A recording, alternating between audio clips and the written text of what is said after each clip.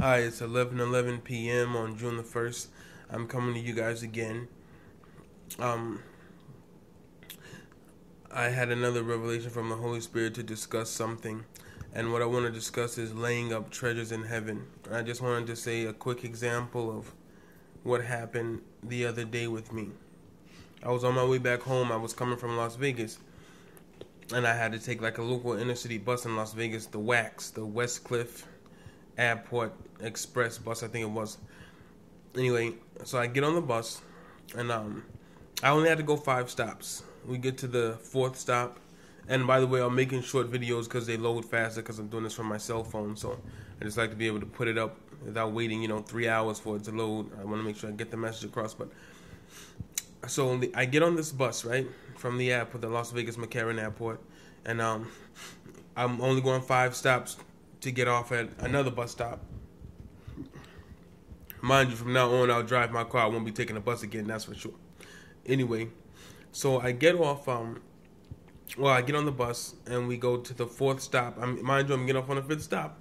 So at the 4th stop, there's this guy outside the bus that's waving or flagging the bus driver down.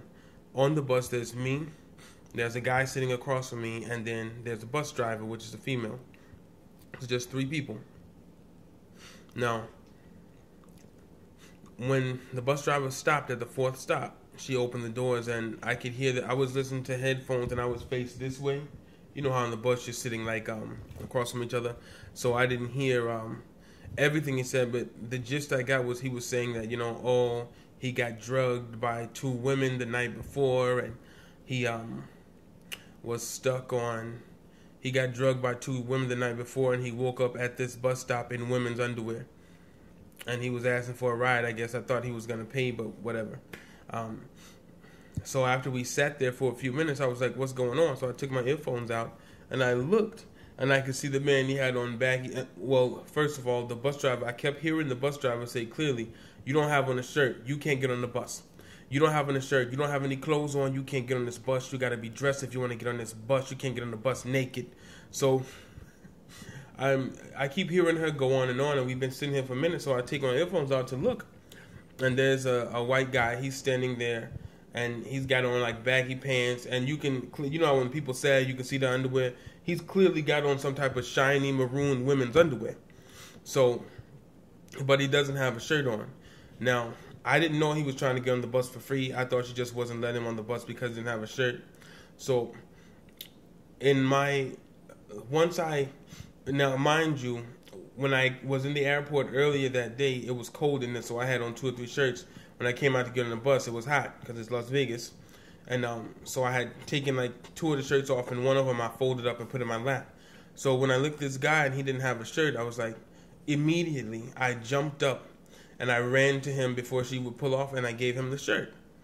Because it's Las Vegas, it's the desert. You need a shirt on out there. You're going to get sunburned, especially for lighter skinned people. And I knew it was the right thing to do because that's what Christ would have had me do. And I gave him the shirt, and I went back and sat in my seat. Now, as I was giving him the shirt, I was able to actually see his face, and he looked like he had like those sores from the people that do meth. You know how the meth eats their skin up. And so while I'm walking back to my seat, the bus driver says to me, regardless as to whether or not you give him a shirt, I'm still not giving him a free bus ride. So I don't say anything to her. I go sit in my seat. And then the guy sitting across from me, as the bus pulls off, he stands up and looks back. And he tells me, oh, the guy you just gave your shirt threw your shirt in the street. So I said, that's okay. So as I'm sitting there, I realized something. This situation had nothing to do with the man sitting in front of me, the bus driver, or the man I gave the shirt to. I had asked Christ a few days before, am I living like you want? Am I still making the right choices? Because I feel like I'm not as someone has said something to me about me changing. Maybe I wasn't as on fire for God as I was in the beginning of this. And then I realized something. I jumped up to give the man the shirt because that's what Christ would have had me do. I did not want to let the opportunity to do the work of the Lord pass me by. I mean, the old me would have never jumped up to give him anything. I wouldn't have paid him any attention. But because Christ has changed me, it was easy. And then the bus driver that told me, oh, I'm not going to let him on the bus because he didn't pay. I could have told her, regardless as to whether or not you let him on the bus, it's Las Vegas, he needs a shirt. But I didn't. I didn't say anything because that's something that she can think about, and that's a conclusion she can come to on her own. And the guy that was sitting in front of me, who also had a suitcase because he was coming from the airport, he didn't stand up to look at the man when he was begging to get on the bus. He didn't stand up to look at him to see if he needed a shirt or anything. He sat there and tried to ignore the man. Like I've done plenty of times on a New York subway, I've ignored the poor, I've ignored the hungry, I turned my head away. I've done that plenty of times. And he did the same thing. But when he saw me do some type of charitable work through Christ, all of a sudden he had to stand up to see what the outcome was. Even though he wasn't willing to stand up and help this man by any means. Now, I'm not judging either one, the man in front of me or the bus driver. What I'm saying is, I realized when he told me that, oh, he threw your shirt in the street, it didn't matter. I wasn't giving my shirt to him. I wasn't upset with the bus driver for getting an attitude with me, for giving him a shirt that was mine, that had nothing to do with her. I wasn't upset with the man for now suddenly having, in front of me, for now suddenly taking an interest that my shirt had been thrown in the street. I realized that was an attack from the enemy through the bus driver trying to tell me, no, you shouldn't give him a shirt. There was also an attack from the enemy through the man in front of me trying to tell me, oh, well, look what he did with what you've given him now. I didn't care what he did.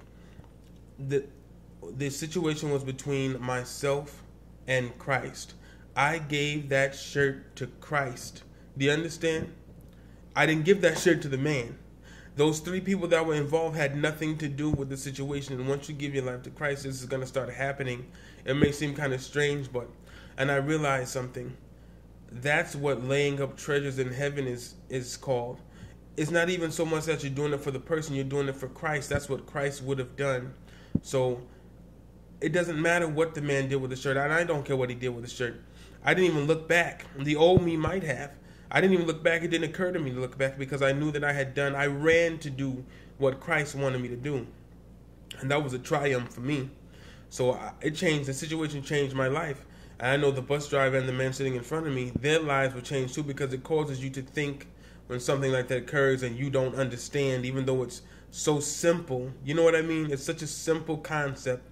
Someone needed a shirt. You have one. Give it to them. It's very simple.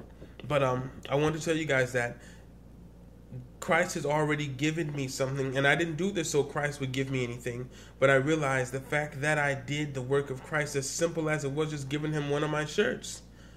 Christ has already given me something in the kingdom of heaven. That's what's called laying up treasures in heaven when you do Christ's work here. So you're not saved through your works. You're saved through Christ and the grace of God and the mercy of God and the Holy Spirit. But I wanted to come and let you guys know that there is a such thing as laying up treasures in heaven, and that is by doing for the least of you, doing for the poor, and that's through the Bible. I'm not calling it the poor the least, doing for those that have the least. When you clothe those who don't have any clothes, you feed the hungry, you house the homeless, doing things like that, that's laying up treasures in heaven because Christ has advised us to do those things. All right, if you have any questions, just post the link below.